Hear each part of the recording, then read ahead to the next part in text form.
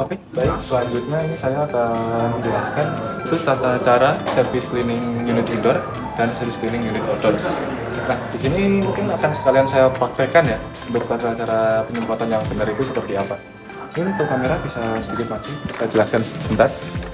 Nah, untuk yang perlu di servis atau yang perlu dicuci pada indoor, itu yang paling utama adalah evaporator. Evaporator itu pada bagian sini, ya ini nih, ini namanya evaporator. Jadi yang pertama kita cuci itu adalah evaporator. Nah, untuk cara penyuciannya itu nanti disemprotin dari kanan ke kiri. Kenapa kok dari kanan ke kiri? Ya karena di sebelah sini itu ada modulnya. Apabila kita penyemprotannya itu dari sebelah kiri ke kanan, itu nanti untuk cipratan air itu bisa masuk sampai ke modul. Seperti itu. Dan selanjutnya yang kedua itu kita bisa cuci pada bagian talang. Nah, kenapa talang itu juga perlu dicuci? Nah, soalnya kan talang ini penampung air dari evaporator. Pastinya kotoran dari evaporator itu juga terjun ke talang. Kenapa kita perlu cuci? Ya biar nggak tersumbat, cepat tersumbat untuk saluran drainasenya. Untuk cara penyuciannya sama, itu kita semprotkan dari sebelah kanan ke sebelah kiri. Seperti itu. Kenapa kayak gitu? Ya sama alasannya. Karena di sebelah kanan itu ada modul. Apabila kita nyemprotnya dari sebelah kiri ke kanan, otomatis air cipratannya itu bisa mengenai modul atau kelistrikan dari indoor. Nah, selanjutnya yang ketiga itu kita bisa nyemprot blower. Nah, untuk blower itu ada di bagian bawah sini, itu fan ya. Nah, cara nyemprotnya itu sama aja, kita semprot itu blowernya itu sambil dipegang dengan tangan kiri. Kenapa harus sambil dipegang? Karena kalau tidak dipegang, ketika kita semprot blower, itu blowernya akan berputar terus menerus dan itu bisa merusak motor fan. Kenapa bisa merusak? Ya karena blower ketika berputar terus menerus itu bisa menghasilkan listrik. Seperti itu. Ketika blower sudah selesai disemprot nih, kan otomatis kotoran dari blower itu dia naik lagi ke atas. Kita bisa ulangin untuk semprot evaporatornya. Evaporator kita ulangi, dan selanjutnya untuk talang juga kita ulangi, kita bersihkan. Seperti itu. Mungkin akan saya praktekkan seperti ini. Untuk contoh yang pertama itu semprot evaporator. Nah, seperti yang saya bilang tadi, untuk nyemprot evaporator itu dari sebelah kanan ke sebelah kiri. Seperti ini.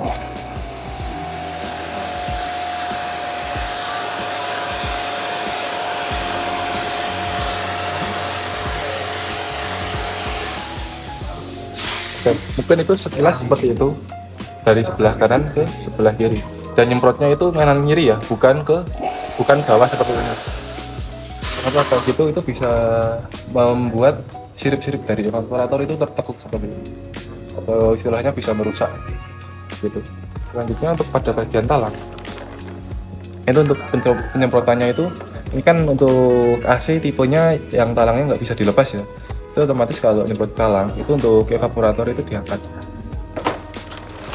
karena kalau nggak diangkat otomatis talangnya nggak kelihatan, dan ini kan talangnya nggak bisa dicopot nih, dia menyatu.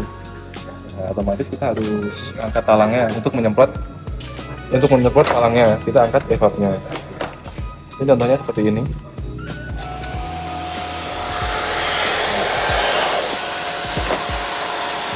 Terus contoh singkatnya seperti itu, ini kita angkat, dan untuk Z ini kita semprotkan pada talang seperti ini gitu. Nah, selanjutnya pada bagian blower, ini untuk plastik saya sedikit turunkan aja biar kelihatan ya, untuk contoh.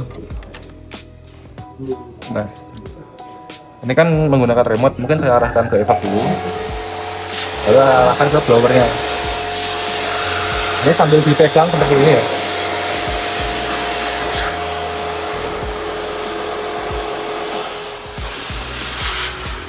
Contoh singkatnya itu seperti itu.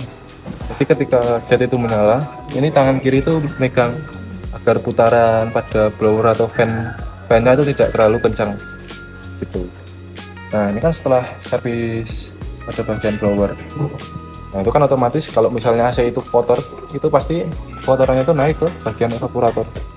Nah, ketika kotorannya naik, kita bisa mengulangi untuk semprot evaporatornya dan juga talangnya, untuk memastikan tidak ada kotoran yang tersisa. Selanjutnya itu langkah terakhir, itu kita bisa semprot drainasenya. Di sini ada lubang drainase ya, ini kita paskin untuk selangnya,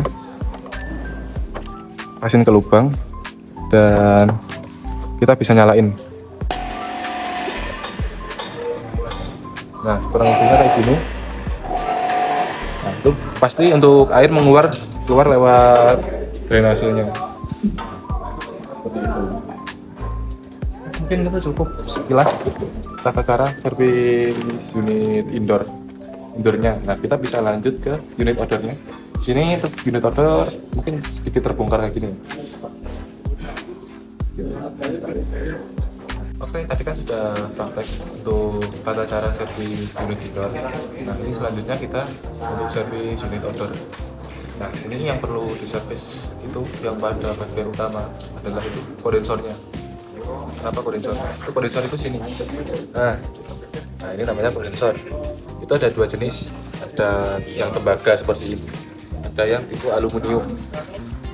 Nah, itu beda cara semprotnya. Apabila tembaga seperti ini untuk kekuatan jetnya itu bisa kencang kayak gini. Nah, itu nggak apa-apa. Kalau aluminium, semisal untuk jetnya ini nggak bisa disetting mengembun, itu untuk jarak bisa sedikit jauh. Seperti itu. Nah, yang perlu diservis atau yang dicuci pada bagian outdoor itu yang pertama itu kondensor kita pastikan bersih semuanya. Nah, ketika kondensor sudah bersih, otomatis kan kotorannya dia bisa maju ke bagian depan. Nah, ketika sudah bersih, kita lanjut ke cuci bagian casing. Sebenarnya untuk pencucian outdoor ini lebih simpel dari cucian indoor, dan ini bisa dilakukan dari asisten-asisten. Mungkin yang baru awam tadi seminggu 2 minggu itu asisten sudah bisa melakukan cuci outdoor. Ini kita contohin aja. Dari yang pertama, itu kita servis bagian kondensornya. Nah, ini kan kondensor tipe tembaga, kita bisa dari jarak dekat pun bisa. Nah, untuk cara penyuciannya itu dari bagian atas dulu dan lanjut ke sampai bagian bawah. Jadi nggak acak atas naik turun sama seperti tadi evaporator pada indoor. Itu untuk tata cara servisnya itu pada bagian atas dulu dan menyamping kanan kiri.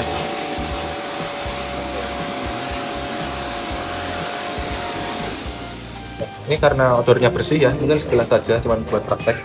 Dan lanjut kita ke kondensor bagian kiri, bagian kanan.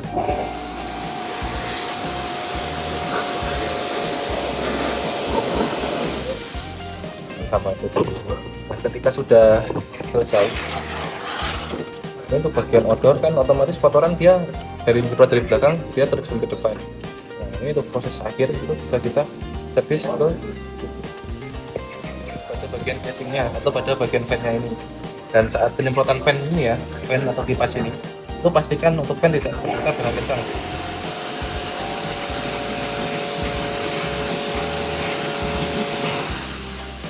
Contohnya seperti ini tadi, untuk fan dia tidak berputar kencang. Itu alasannya sama, apabila fan berputar kencang itu bisa merusak motor fan-nya. Ketika fan sudah disemprot, kita bisa ke casingnya. Casingnya bisa